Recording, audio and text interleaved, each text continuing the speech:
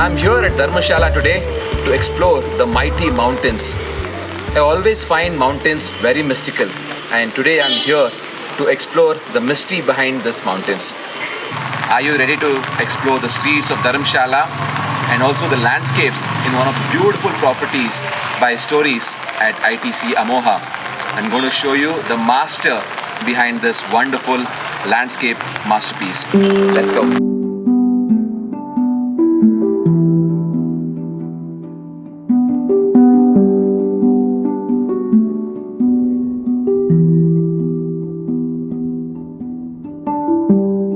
We travel a lot, right? I mean, we have done projects all over the world now.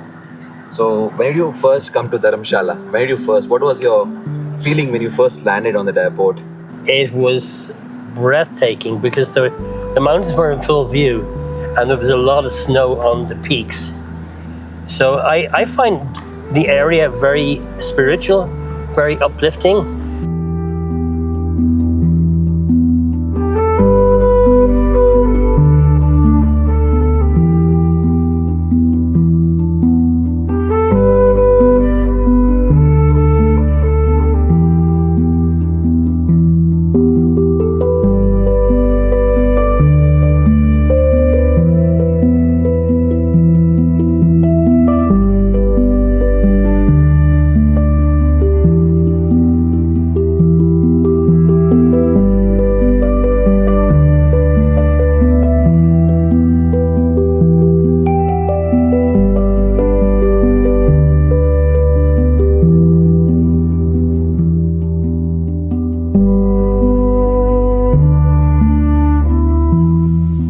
Nestled in the lap of the mighty Dhauladhar range, Amoha, Storii by ITC Dharamshala, is a quiet sanctuary where nature takes the lead and architecture humbly follows. Spread across 10 acres, Amoha is designed with intention, where open landscapes dominate the built form. A long, winding passage, almost like the gentle curve of a worm, connects every block of the retreat, creating a seamless flow across its tranquil spaces.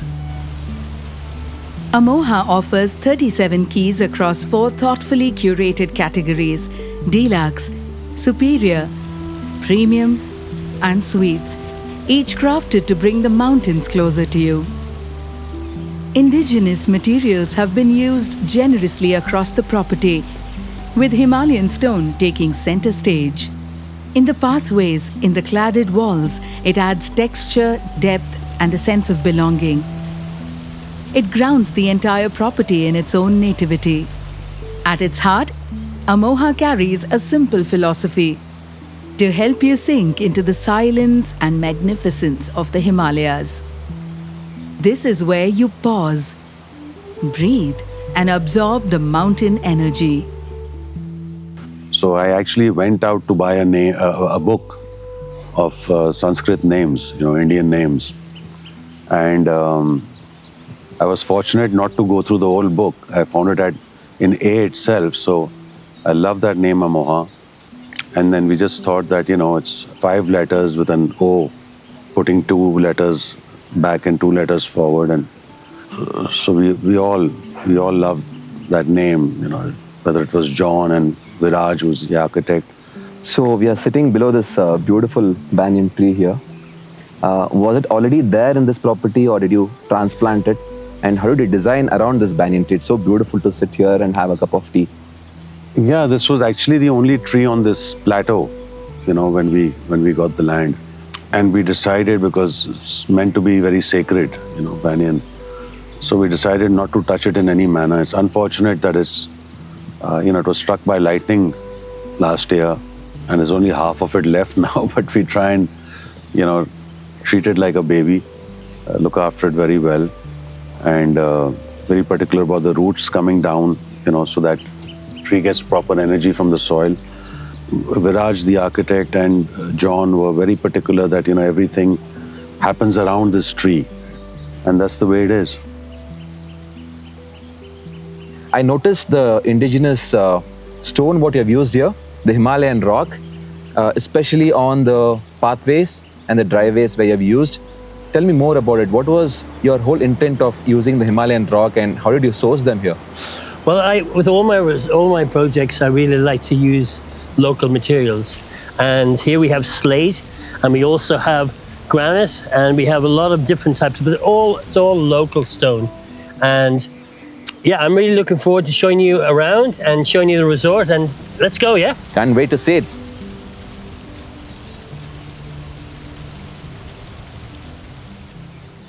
This is a very interesting stream and a bridge here I can see. I mean, beautiful rocks, very well cladded. Can you tell me the story behind this? Sure. Actually, when I started the project, the architect, Viraj, he said to me, the land is very steep on this side, and this side is not so steep. He had the idea of having a stream and a bridge. So I thought about it a lot. I visited the site, and I started to plan this stream and the bridge. As you can see, it's quite natural style, and basically it's all man-made. There's no water here in the beginning at all. So we have a catchment area here. It's flowing down through the chambers, and then we have a pump in the last water body, and it's pumped all the way up to the top, and it flows gently down.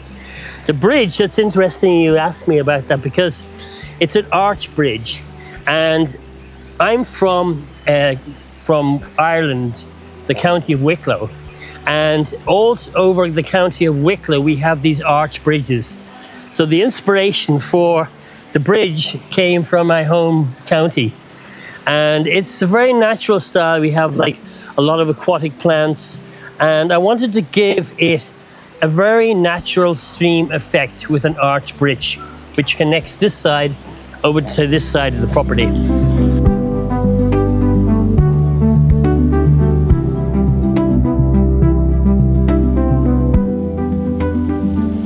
As the night falls and the mighty Himalayas hide behind the darkness, the perfectly lit Amoha sets the mood for you to soak in the quiet ambience of the mountains. This setting is just right for peace and tranquility.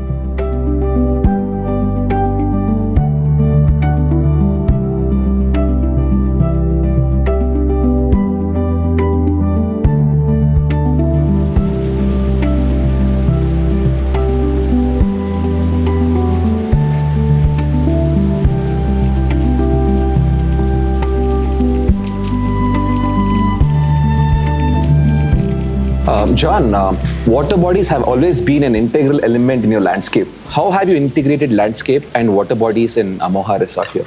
Okay, so there's many different styles of water features and water gardens around Amoha. The first thing you see when you arrive is that circular water feature, and people will have come from, they've been in the car, they've been on a flight, and I really want to, when they get out of the car, I want to bring their mood down, really start to relax and to hear the sound of water. This water feature is more of a Zen style water feature.